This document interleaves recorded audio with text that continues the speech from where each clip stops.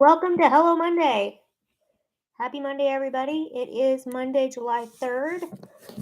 Tomorrow is the 4th of July here in the United States. Um, so if you celebrate, happy pre-4th. Andrew and I are going to probably barbecue, but mostly rest up for what should be a hopefully quietish evening of low fireworks, we're hoping. Alton is not a fan. So, yeah, we never know how it's going to go. We just kind of want to get through it. So, a little bit of housekeeping. I wanted to start off with a little confession. I did make a little bit of a fib in last Monday's Hello Monday. I did say we were out and about. Turns out we were very out and about. We were on a vacation. And even though I know we're friends, this is still the internet. And so I just don't think it's a good idea to advertise when you're out of town. We did have a house sitter and a dog sitter and all the things, but you know, just me being a little nervous Nelly. So yes, we went to Morro Bay, which is here in California. It is a coastal seaside town, about 3 hours from where we live. It was lovely, magnificent, wonderful, so needed. I needed a vacation so bad.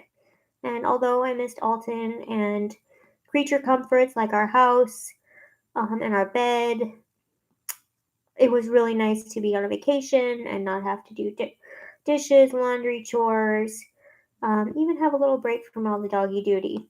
So, yeah, it was really good. I'll probably do a separate video just sharing some pictures and highlights.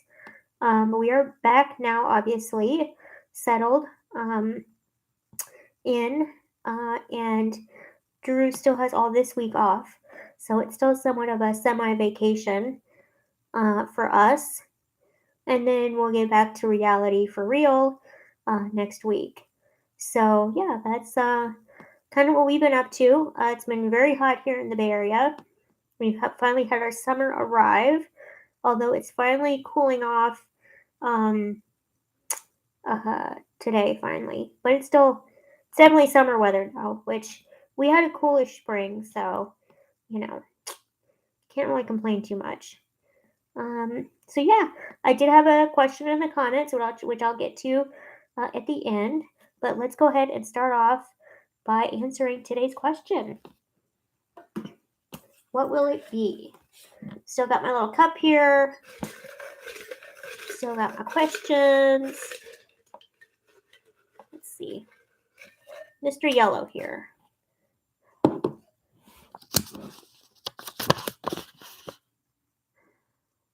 What is one thing you refuse to share? One thing I refuse to share. Well, you could take this two ways. One is a physical object. What will I just not share physically? Or what will I not share information-wise? Well, I like to think that I'm a pretty giving and courteous person, so I'll answer this both ways. On the physical sharing, I don't know if Andrew's listening in, he might correct me on this. There's really not too much I won't share physically, unless it's an acute situation. Like if we're the last drop of soda that I could have for 2 weeks, I may not share that. The other caveat is if the other person would be hurt or, really need it, then even then I would sacrifice. But, like sharing the electric blanket on a cold night or things like that. But I will say when I'm in settings where it's not among friends and you maybe you're out in the public and you're among people you don't really know, not that you're unnecessarily more selfish or not apt to share, but I do feel strong in my own presence. Put it that way. I'm not a person who is a doormat or is one to be taken advantage of. And I feel like a little bit of life and maturity has shown me where I can pick and choose of um, kind of pushing the envelope. And I'll give you an example. A recent concert we went to, this Janet Jackson concert, where the parking was horrendous. We got screwed over, literally. We were already late. When we got up to the line to get in the stadium, I cut the line. I just went right up to the front of the security. And I'm sure the people in line who had been waiting were not happy, but I basically didn't care. I was frustrated. I felt like if things had gone differently, I would have been more apt to wait in the longer line. But kind of just rolled right up there and went through. And thankfully, people were nice about it. But, that's about as far as I'll go. In terms of sharing things about myself, I'm a pretty open book. I really try not to share anything that will involve anyone else other than myself because I really do want to respect people's privacy. Um, and there's some things I don't think need to be shared, on the internet or otherwise. So I don't mind, for the most part, I don't mind answering direct questions, but I'm not one to, in this kind of YouTube internet age, come on and necessarily just overshare, put it that way. Because some things just don't need to be shared, I don't think. So I hope that kind of answered the question. If it spurred any other questions you might have for me, feel free to ask in the comments and I'll answer in a future video. The other question that was asked from Donna and Jack, was kind of timely considering I was talking earlier about earthquakes and about California and traveling. Their question was about earthquakes and they want to know what I think of them and do they scare me and living in California and all the things. She had said that she had a relative who lived through one of the big earthquakes here in the early 20th century. So I will say this. I have lived through an earthquake, yes. The one worse than what I've experienced so far in California was up in Washington State in the Puget Sound in roughly the early 2000s. And I was in class, my graphic design community college class. And yeah, we had an earthquake. And I think it was 6 or 7 on the Richter scale. And it was just the weirdest thing because you almost heard it before you felt it. And I just remember the desk like levitating. It was so weird. And thankfully, we were right near the exit.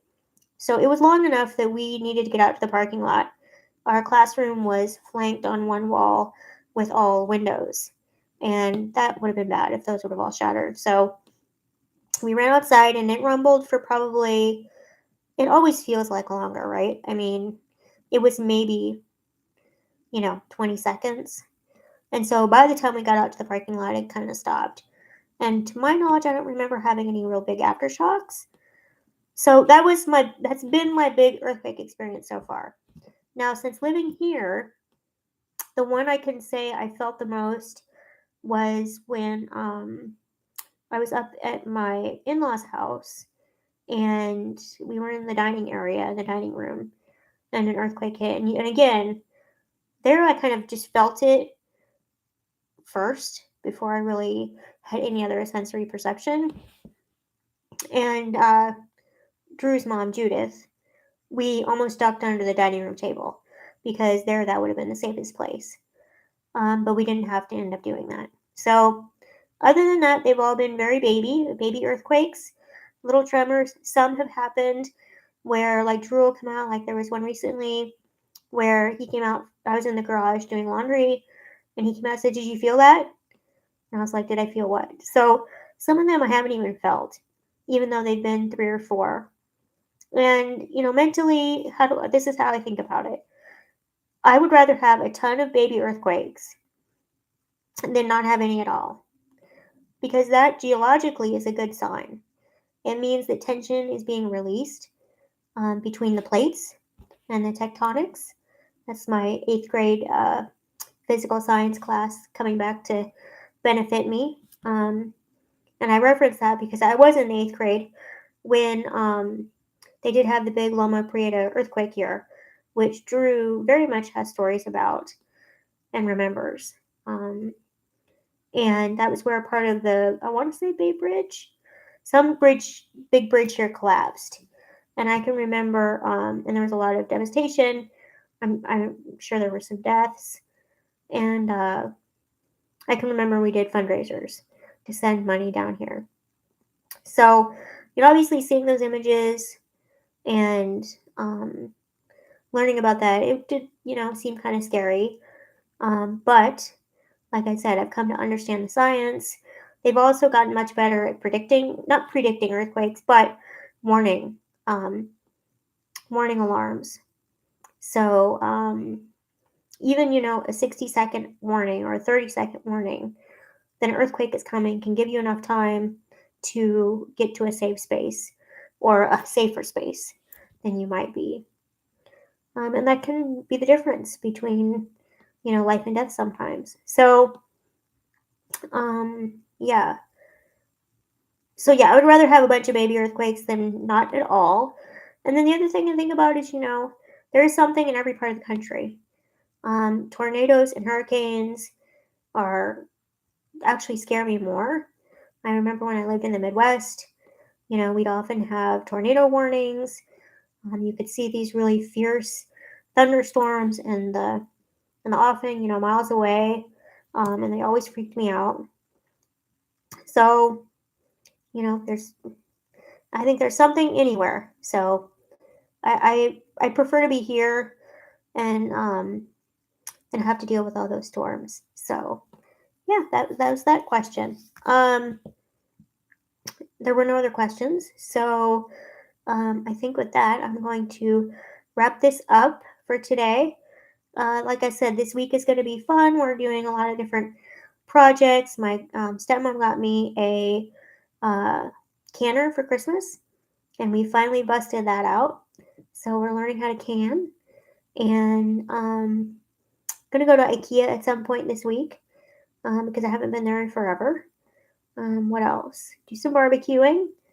Yeah, and see what else we get up to. So, oh yes, and watch the Giants. They're doing well. Knock on wood. So they're playing the Seattle Mariners tonight at home. So I hope they win.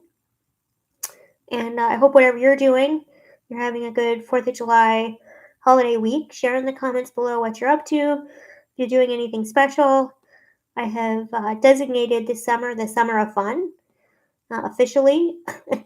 After several summers of no fun, this is the summer of fun. So I hope that you can find something to do that is extra fun for you. And if you feel like sharing about it, please do. If you're watching this on the replay, thank you so much. I really appreciate it. I just appreciate you, and I love showing up here every week. And yeah, so I will see you next week, if not before. And again, happy pre-4th if you celebrate. And oh, I did see there's going to be a pretty good concert on PBS. I want to say the Boston Pops. They always do a really cool 4th of July. It's going to be hosted by Alfonso Ribeiro. I think I'm saying that name right. And I saw it sounded like a lot of cool musical acts. So I think that's on tomorrow night at like 6 or 7 or 8 p.m. So if you want to check that out. Okay, enough rambling. I will see you next week. Bye for now. Thanks for joining. Thanks.